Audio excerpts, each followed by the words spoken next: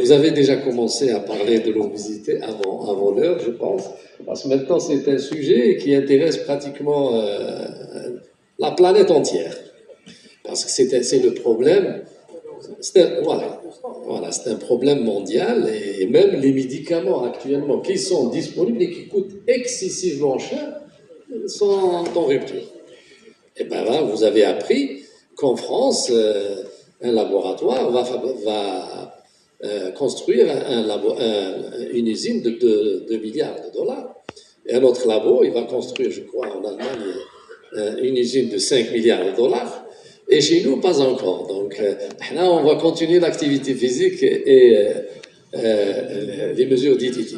Mais, on le sait maintenant, donc, manger moins et bouger plus ne suffit pas à tous les coups. Il y a le côté psychogène, il y a aussi le facteur génétique, il y a le microbiote, il y a toutes les conditions. C'est vrai, chez nous, effectivement, il y a un lobby qui est en train de travailler, pas uniquement dans l'agroalimentaire, mais aussi, vous avez vu, dans d'autres domaines, comme les compléments alimentaires, et j'en passe. Donc c'est difficile justement de faire changer les choses, mais à mon avis, les autorités aujourd'hui sont conscientes et ils sont en train de prendre des mesures. Je pense en matière de sucre et de sel, déjà ça a commencé et il y a une réglementation en cours et certains industriels commencent déjà à réduire le sucre et justement dans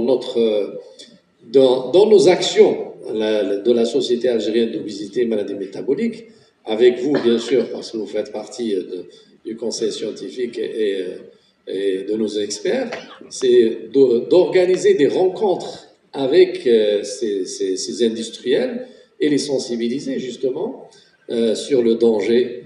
Je pense aussi en matière de prise en charge, c'est pas uniquement le ministère de la Santé, on l'a dit à maintes reprises, le ministère de la Santé, il intervient justement lorsqu'il y a des complications, lorsque les gens deviennent malades.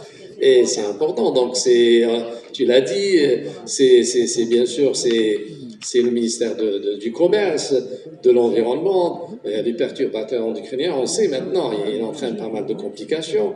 Il y a aussi, bien sûr, le ministère de la Jeunesse et des Sports et d'autres ministères. C'est tout à fait normal. Il y a une politique dans ce sens, et comme vous le savez, donc même pour lutter contre les facteurs de risque, il y a un comité qui a été installé récemment, comme vous le savez, donc, et vous faites partie. Je pense le ministère de la Santé, à mon avis, je ne défends pas le ministère de la Santé, je ne représente pas le ministère de la Santé, je parle en mon nom et au nom de la société. Le ministre en personne, il est impliqué, comme vous le savez déjà, il est le président d'honneur de la Société algérienne d'obésité et maladies métaboliques. Donc c'est à nous maintenant de faire l'effort justement, parce qu'il faut un plan national de lutte contre l'obésité. On est en train bien sûr de le faire bouger un petit peu. Donc il y a une étude déjà qui a démarré sur l'obésité chez l'enfant. Ça a été dit par mon ami Mimouni déjà, on tourne autour de 10-12% d'enfants obèses. Et les enfants obèses d'aujourd'hui, c'est les futurs malades de demain, à l'âge de 40 ans, c'est les hypertendus, c'est les diabétiques, c'est tout ce que vous voulez. Donc il faut commencer dès maintenant. Et on a signé avec l'INSP, la dernière fois, le jour où on a restitué donc, le document, le guide sur l'obésité, c'est déjà un pas en avant. C'est reconnu en Algérie que l'obésité, c'est une maladie chronique. C'est déjà un point important, à mon avis. C'est déjà un point important. C'est à nous maintenant de faire l'effort, justement, pour élaborer des programmes, pour faire de la formation, pour faire de l'éducation. À mon avis, c'est pas uniquement l'affaire des autorités, mais c'est surtout chaque médecin parmi nous, lorsqu'il reçoit un malade, il essaie de faire l'effort. Voilà, donc, et je pense qu'on arrivera à faire Donc le travail avec l'INSP, il va commencer bientôt, peut-être le mois de juin, il y aura une étude nationale sur l'obésité aussi chez les adultes, parce que les chiffres qu'on a maintenant remontent à l'année 2016-2017, et je pense qu'on a dépassé largement les 14% chez l'homme et les 30% chez les femmes, à mon avis. Donc il y a beaucoup de travail.